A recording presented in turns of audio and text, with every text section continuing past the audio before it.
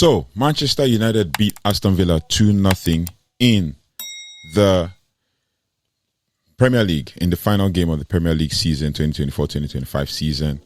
And basically, there are so many positives, albeit there seems to be some talk about some controversy and all of that. But those things have been ironed out with the rules, with the FIFA rules and all of that. So it is what it is. We're just going to, build from there. There are 5 things that we've learned from the game because Manchester United players are already away on their post-season tour of Malaysia and all of that. So we're just going to give you like a quick rundown of the 5 things we learned from the game. Manchester United beat Aston Villa 2-0 with goals from Amad, Diallo and Christian Eriksen and all of that. So here are the 5 things. First, a glimpse to the future with Ayden Heaven and potentially Altay Bayindir. Now, Rúben Amorim handed red stars to Altay Bayindir and young stars Ayden Heaven, who both took their chances really well. Heaven looked very assured defensively alongside Maguire and Lindelof, making key clearances, keeping Watkins quiet for the most part of the game, albeit he was he felt something and he stepped off the game. And then obviously Maguire and Bayindir showed safe hands, composure under pressure, and was also confident in claiming error balls. His sharp distribution and late saves justified Amorim's trust and gave fans something to think about regarding United's goalkeeping hierarchy next season, with Andre Onana dropped, and then obviously there's targets for goalkeepers in the future, Milinkovic-Savic and the likes of them. So it is what it is. We're just going to have to keep building from there. You never can tell what will happen.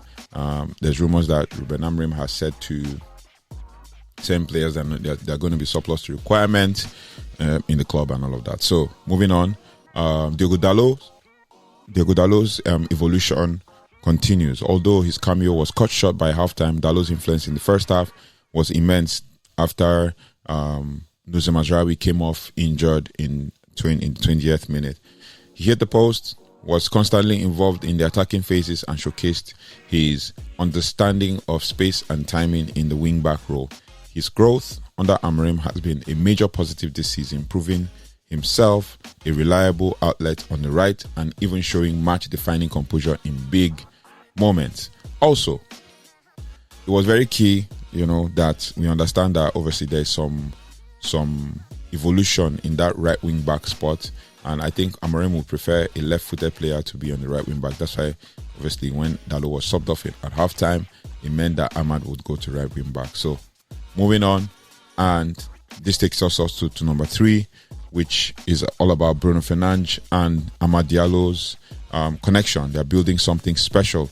The Fernandes-Amad connection was in full display once again. Amad's goal came courtesy of a delightful Bruno Fernandes cross, which has happened a couple of times, 3 or 4 times this season. A moment that highlighted their growing chemistry. Amad, who also won the penalty later converted by Christian Eriksen, has shown maturity and intelligence in his movement. With Bruno pulling the strings, their link-up could also be the cornerstone for United's attacking fluidity in 2025-2026 season. But speaking of Bruno, there is also news, according to Chris Wheeler, that Bruno Fernandes is still considering a 3-year, £200 million offer from Saudi Pro League side Al Hilal. United are confident, United are desperate not to let Bruno leave the club, but would find it difficult to reject a transfer fee in the region of £100 million. So, I really don't know. We're moving into a new era, or we're in a new era right now, and we're building things, and it looks like, Man United might be moving away from Bruno Fernandes, but we never know. Let's see how that goes. As the news evolves, we're going to break it to you. Obviously, we brought the Cunha one. Here we go. And there's talks between Buemo and Man United. So it is what it is. Also, number 4, Christian Eriksen bows out with class amongst other players. It was a good way to sign off. What a way to sign off the season. Christian Eriksen's farewell featured a coolly converted penalty, clever passing sequences, and even defensive interventions late on. He exited Old Trafford the same way he's always played, gracefully. He always graced the pitch. He always played, gliding across the pitch and all of that. But obviously, we got Christian Eriksen at the wrong time of his career, right? If we had got him in the days when he was in his mid-20s, before he went to Inter and all of that, it would have been a great signing. Obviously, it was expensive, and now he came in on the free. And it was the best free transfer bargain we've got. Amorim allowing him to take the penalty in front of the Trafford end felt symbolic. Obviously, Bruno was supposed to take it, and Bruno also handed the ball to Christian Eriksen. I also saw Johnny Evans say something to Eriksen, saying, "Oh, if it's a penalty, you take it." Right? That's also some kind of leadership and all of that. And everybody agreed. Amorim allowing him to take the penalty in front of the Trafford end was symbolic, and his performance reminded everyone of his calming influence and the calming influences brought to the side on and off the pitch. So this is what it is. We're just gonna have to keep building from there. And then number 5, last but not least, Bruno's dominance. Man United's dominance without Onana, Shaw, and Garnacho shows that the squad has some kind of depth, and it is very key, for us to be able to build, because I think we play differently when there's no Garnacho, because our outlets eventually become our wing backs instead of our 10s, especially in the person of Garnacho, who turns to an inside stroke outside forward and also like a 10. So it was good without the regular starters. Andrew Onana, obviously, in the last couple of games, considered too many goals. So, and then Rúben Amorim said he needed to give Altay Bayindir this experience of a chance to play.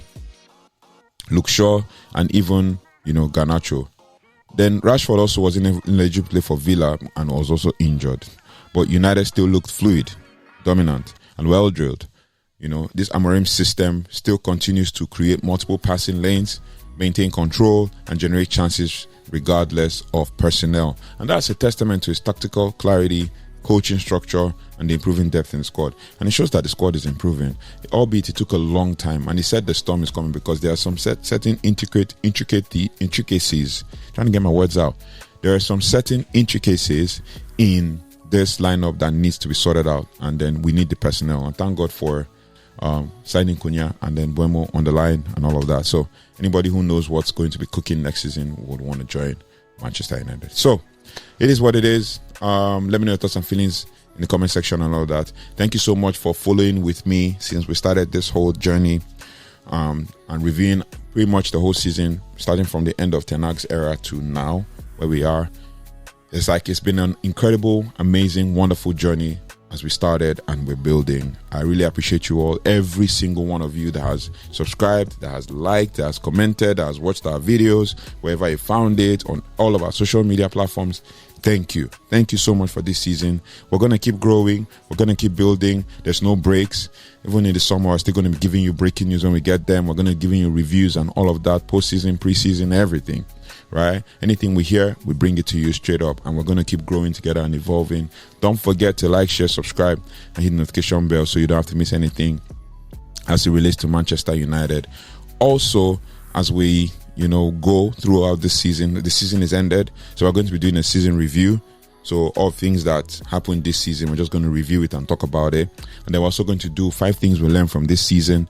We're going to talk about that and build from there. And then we're also going to do a review of Rúben Amorim's tactics and where we are right now, where we're headed with it.